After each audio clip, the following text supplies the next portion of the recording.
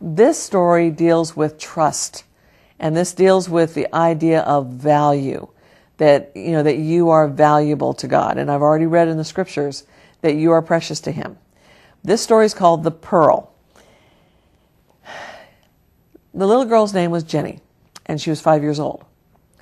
And her mom took her to a dime store to just go do some shopping and looking around. And so while mom was off doing her shopping, Jenny was looking around, and she saw this fake pearl necklace that was in this little pink velvet bag. And she goes, "Oh, mommy, can I have that? Can I have that? Oh, mommy, I want that." And the mom looked at it and she goes, "Well, this is fake and it's $2. And, you have a birthday coming up pretty soon. I'm sure your grandmother's going to give you some money. And, you could earn the rest of the money. You could buy it for yourself." Well, Jenny was so excited. She went home and she figured out how much money she had. And that night after dinner, she actually went out, started bugging her neighbors for some odd jobs that she could do around to earn some money to get this $2 pearl necklace. And then sure enough, when her birthday came around a few days later, her grandmother had given her a whole $1. And she goes, "Oh, I got the money. Mommy, can I go get the necklace?" So she went into the listen to me, not restaurant, went into the store to buy the necklace. And Jenny was so proud of this necklace, and she wore it every single day, and she'd take it off and put it in this special bag afterwards. Well, about maybe a week or so later, her father comes in and is telling her a story and, saying his good nights to her. And he goes, "Jenny," he says, "do you love me?" And she goes, "Well, yes, Daddy, I love you." He goes, "Will you give me your pearl necklace?" "Oh, Daddy, no. I'll give you Princess, that horse that you gave me that was a favorite." She says, "I'll give you that instead." And the father goes, "Oh, no, that's okay. Go to sleep. You're okay." So a few nights later, he's still, coming in every night, telling her stories and saying goodnight. And a few nights later, he says, "Jenny, do you love me?" "Oh, yes, Daddy, I love you very much." "Then will you give me your pearl necklace?" And Jenny goes, "Daddy, what about this teddy bear over here that I have? He's really special, and he's got his own blanket, and you'll just love him, and it'll be really, really good, and he'll keep you company." And the father goes, No, Jenny, it's okay. Don't worry about it." So a few nights go on, and her dad was in telling her a story again, and Jenny, very kind of with a quivering lip, holds out the pearl necklace, because her dad didn't say anything, but she holds out the pearl necklace to her dad, and she goes, "Daddy, take it. It's yours." At that moment, her father took the necklace away from her, but at the same time reached into his pocket and handed her a real pearl necklace. The purpose of the story is the idea is how many, just like on the other story, how many of those insignificant things that mean nothing, but they block us from God's glory. They block us from seeing the treasure that God has waiting for us. Just like Jenny was holding on to something fake when her father had the treasure for her.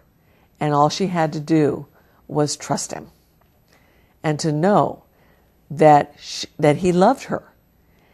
And that's what God does for you. He loves you. He loves you so much.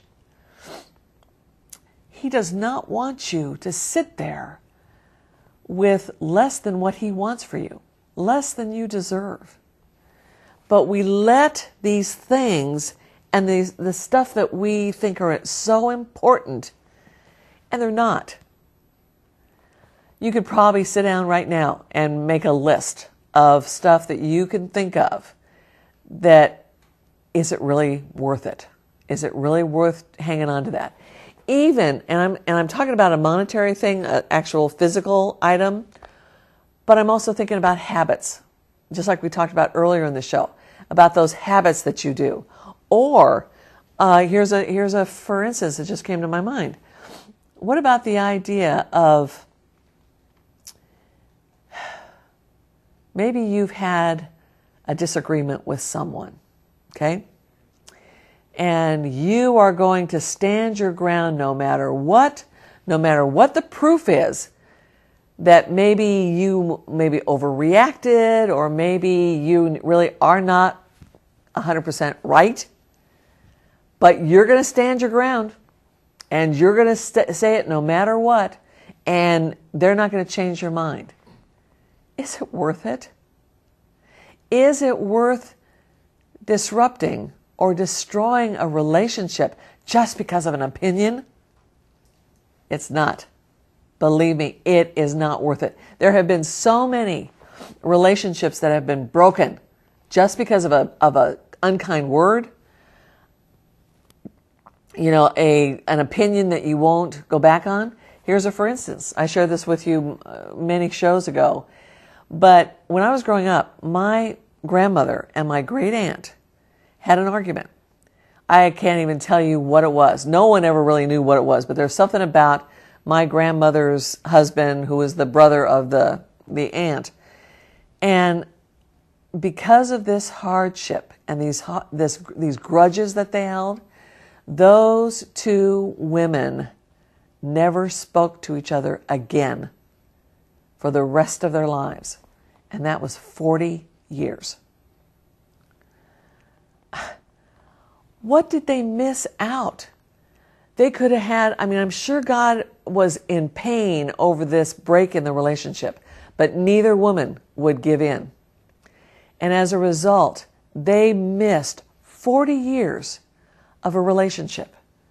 Anytime we were going to go to, for like holidays or things like that, we always had to go to like the one on Christmas and the other one on Christmas Eve. Never could be together at the same time. We never shared Thanksgiving together. We never shared Easter together. I missed being able to see the relationship between these two women because of their disagreement. That's a shame. That's a shame. They were not willing to give away the imitation pearl to get the treasure of the relationship. What a sad thing. What a sad thing. There is another verse that shows God's love to us. And I'm reading this from the Message. It's John 3:16 through 18. It says this: "This is how much God loved the world. He gave His Son, His one and only Son. And this is why, so that no one need be destroyed.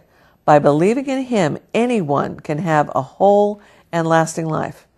God didn't go to all the trouble of sending His Son merely to point an accusing finger, telling the world how bad it was. He came to help, to put the world right again. Anyone who trusts in Him is acquitted.